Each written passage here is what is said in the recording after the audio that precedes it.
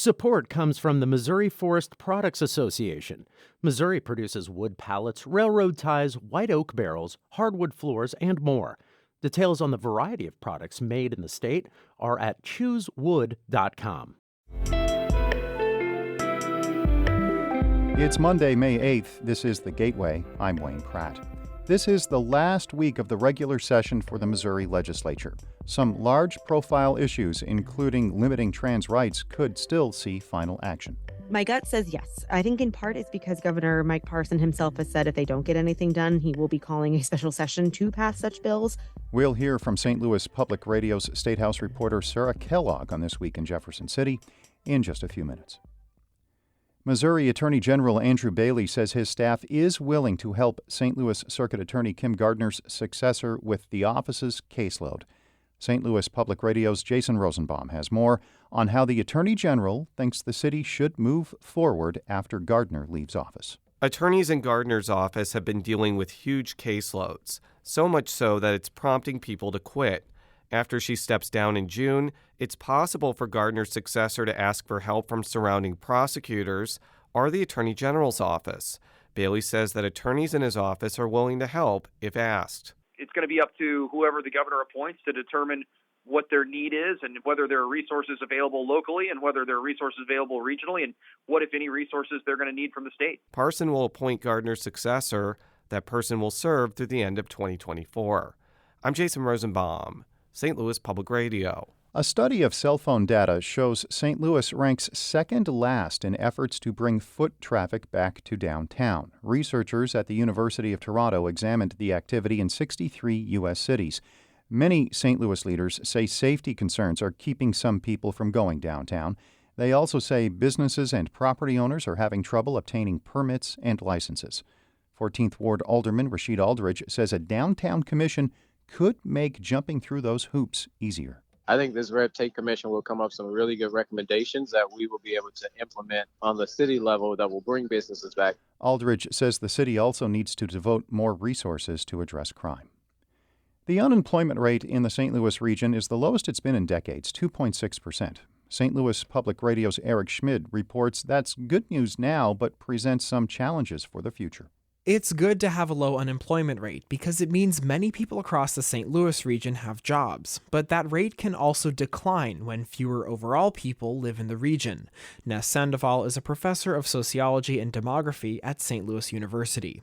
He says there's a consistent trend of residents leaving the St. Louis region year over year. If we want to encourage companies to move to St. Louis, the very first questions they're going to ask is, what's the workforce like? Sandoval says they'll see the region's overall workforce isn't growing as much as other places in the country. He says without changing anything, businesses, especially smaller ones, may close because they can't find enough workers. I'm Eric Schmid, St. Louis Public Radio. A Missouri woman denied an emergency abortion last year says the results of a federal review could clarify that doctors must provide the procedure when a patient's health is at risk. Former Joplin resident Melissa Farmer was 17 weeks pregnant when doctors found her pregnancy no longer viable. Physicians at a Joplin hospital denied her an abortion despite the health risks, citing the state's almost complete abortion ban. Farmer says even though Missouri allows abortions for medical emergencies, the law is vague and puts pregnant people at risk. I want hospitals and doctors to give care based off of their medical knowledge and experience, not from a politician who doesn't care. Farmer made those comments on St. Louis on the Air. An investigation by national health officials found that hospital in Joplin violated federal law.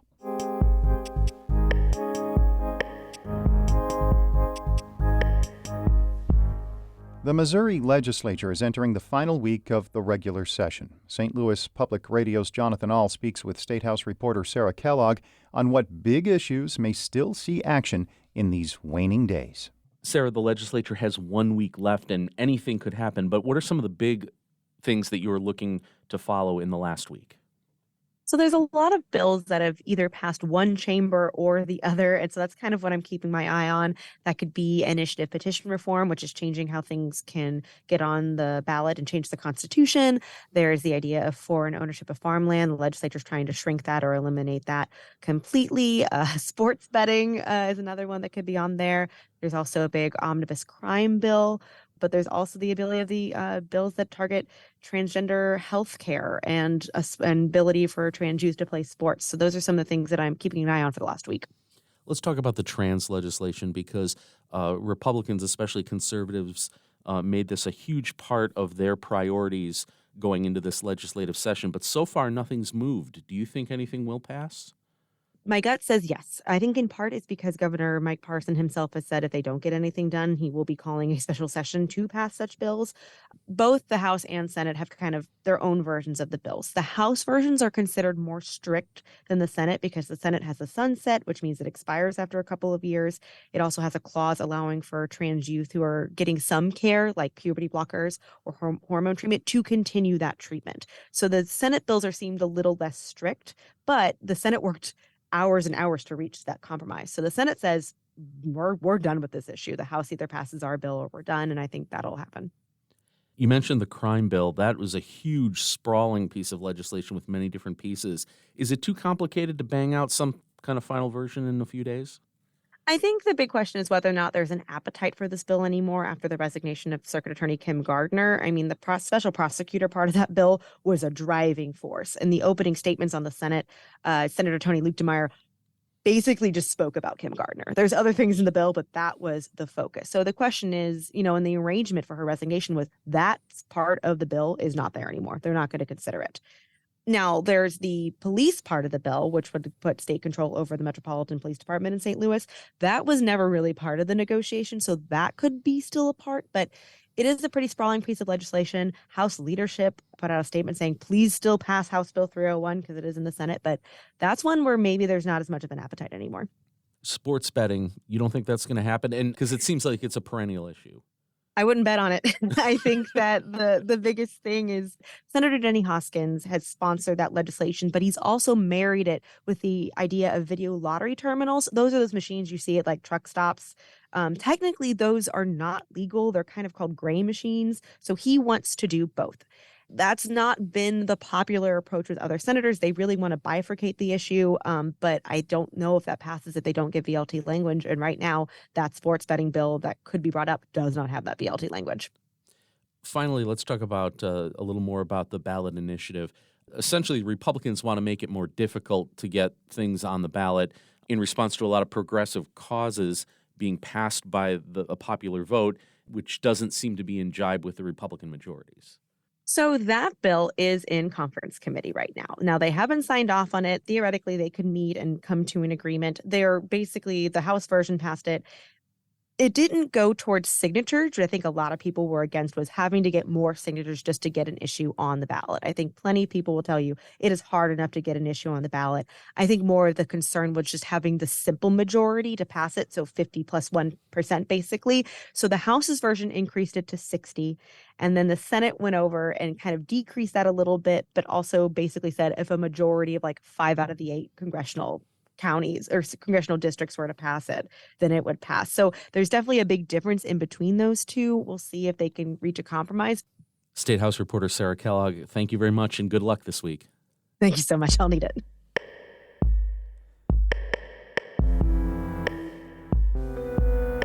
That's St. Louis Public Radio's State House reporter Sarah Kellogg speaking with our Jonathan Ahl. Ashley Lisenby is the news director of St. Louis Public Radio, a listener-supported service of the University of Missouri-St. Louis. Music by Ryan McNeely of Adult Fur. I'm Wayne Pratt.